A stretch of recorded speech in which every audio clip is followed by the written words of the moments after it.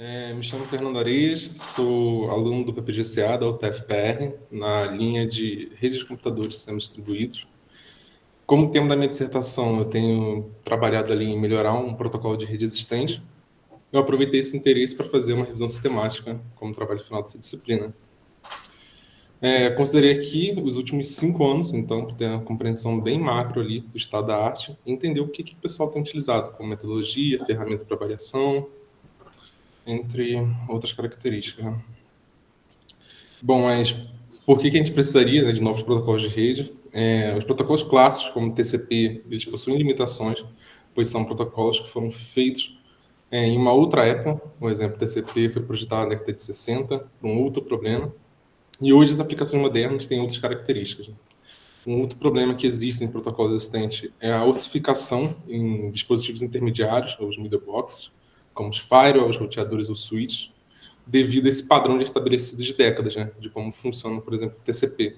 Então, esses dispositivos esperam receber esse protocolo, o pacote em um determinado formato, o que acaba impedindo, dificultando ali alguma modificação no TCP. Né? E um outro problema que também tem é a questão de dependência do kernel do sistema operacional. Então, se você for fazer alguma modificação, uma implementação existente do TCP, da pilha de rede do determinado sistema operacional, você acaba tendo um acoplamento ali com uma dependência de depender de uma nova versão daquele determinado sistema operacional. Inclusive, por isso que a Google lançou, recentemente, em 2016, um protocolo próprio, que é o QUIC, que é um protocolo implementado ali na camada de aplicação que tenta sair desses amarras que existem hoje. Seguindo o mesmo movimento, a Microsoft também criou uma ramificação, o Facebook também, entre outras empresas. Então, essa necessidade de desenvolver novos protocolos para superar essas limitações é algo que existe na indústria, a indústria tem muito interesse, mas eu ainda queria entender como era o comportamento na academia. A gente tem já muita pesquisa na academia sobre o tema. Mesmo que na indústria a gente tenha publicações sérias de artigos bem feitos e estruturados sobre o tema, tá? Como metodologia, foi estabelecido ali, seguiu os padrões estabelecidos pelo guia de Kitchen e Charters, também segui o protocolo Peacock. Usei como base, né, para coleta o Web of Science, a IEEE e a ACM, onde foi aplicada uma string de busca nas 3 bases. Isso resultou em 396 artigos, sendo 370 da ACM, 21 da IEEE e 5 da Web of Science.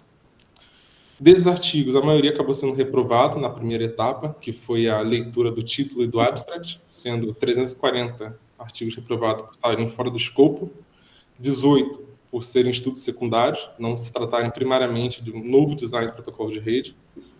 8 eu não tive acesso, uma parte dele é referente à ACM, a gente está sem acesso à ACM, então acaba dificultando. Um era um livro, e um estava duplicado, e um era anterior a 2020. Por algum motivo, a string de busca trouxe esse cara sem querer. Posteriormente, essa questão desses artigos serem reprovados, passou 27 artigos para a próxima etapa, que foi a etapa de análise de qualidade, que também depois seguiu para as validações que a gente faz no final ali, através da extração de dados. Desses artigos aprovados, 3 são da Web of Science, 4 da IEEE e 20 da ACM. Tem relação ali devido ao tamanho das bases. Né? Da análise de resultado, eu tentei responder ali mais ou menos 10 perguntas de pesquisa que eu tinha, que eram 10 perguntas rápidas, só para ter uma visão macro da área. Todos os resultados que eu obtive, os notebooks Python, dataset, os gráficos plotados, estão disponíveis no repositório do GitHub, se alguém tiver interesse. Como primeira pergunta de pesquisa, eu tentei entender qual era o volume de publicação nos últimos 5 anos sobre a área. Fiz um comparativo entre a quantidade de artigos obtidos e a quantidade de artigos que passou. Então, a gente pode ver que tem um grande volume de publicação na área, só que tem poucas publicações sobre novos artigos efetivamente. A maior parte das publicações acaba sendo sobre avaliações de artigos, avaliações de protocolos já existentes. Como segunda pergunta de pesquisa, tentei entender quais eram os estudos mais influentes ou mais citados entre esses 27 que eu coletei e qual era mais ou menos a área deles, para ter uma compreensão. O primeiro é relacionado a blockchain, o segundo ali com 42 citações relacionadas a P2P, o terceiro a data centers, o quarto a IoT, Internet das Coisas, e o quinto também a data centers.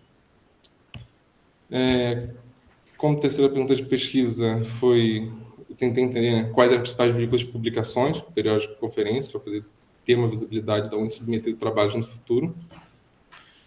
Acabou sendo uma parte ali referente à ACM, Digital Library, que também tem um journal, aí da IEEE. Também conheci um journal que é uma cooperação entre a ACM e a IEEE que eu não sabia que existia, que é aquele terceiro ali, IEEE/ACM. Foi essa parte. A quarta pergunta de pesquisa seria basicamente tentar compreender quem eram os pesquisadores mais produtivos da área.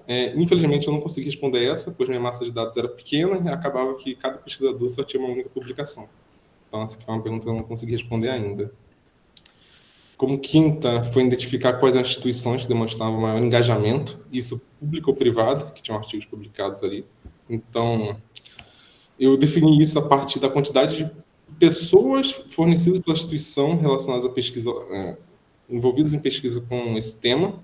Me surpreendeu encontrar ali o pessoal da Alibaba Close. Eles publicaram um artigo que tinha uma participação de 17 engenheiros, um artigo que era bem extenso, que envolvia vários clusters ao redor do mundo, era um protocolo bem específico que estavam desenvolvendo internamente, e eu não sabia que tinha esse interesse. O Facebook era esperado, porque tem alguma implementação no FAST, que é um protocolo deles lá.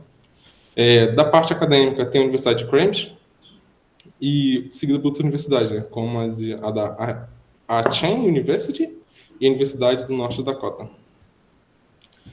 Como vocês se perguntam, tentei entender também qual era a distribuição geográfica dos pesquisadores envolvidos nesse tema. Então, basicamente, eu peguei cada pesquisador que era autor ou coautor dos artigos, fui procurando de onde era o país onde estavam afiliados, de onde eles eram. A maioria era da China, 31, seguido pelos Estados Unidos, depois pela Inglaterra, Suíça e Alemanha. Uma coisa que se destacou para mim foi a participação do Equador. Tem um grupo de pesquisa lá ativo relacionado ao tema, achei bem interessante. Como sétima pergunta de pesquisa, foi identificar ali quais são as principais tópicos, palavras-chave, para tentar facilitar ali a criação de uma nova string de busca em trabalhos futuros. Então, isso me ajudou bastante a identificar alguns temas que estão aparentemente quentes na área, tem bastante publicação. Então, tem muita coisa aqui que é de internet das coisas, como LoRaWAN. Tem alguns problemas também relacionados à topologia, a roteamento, que também são coisas que existem. E também rede móvel, né, com o Wireless Network ali.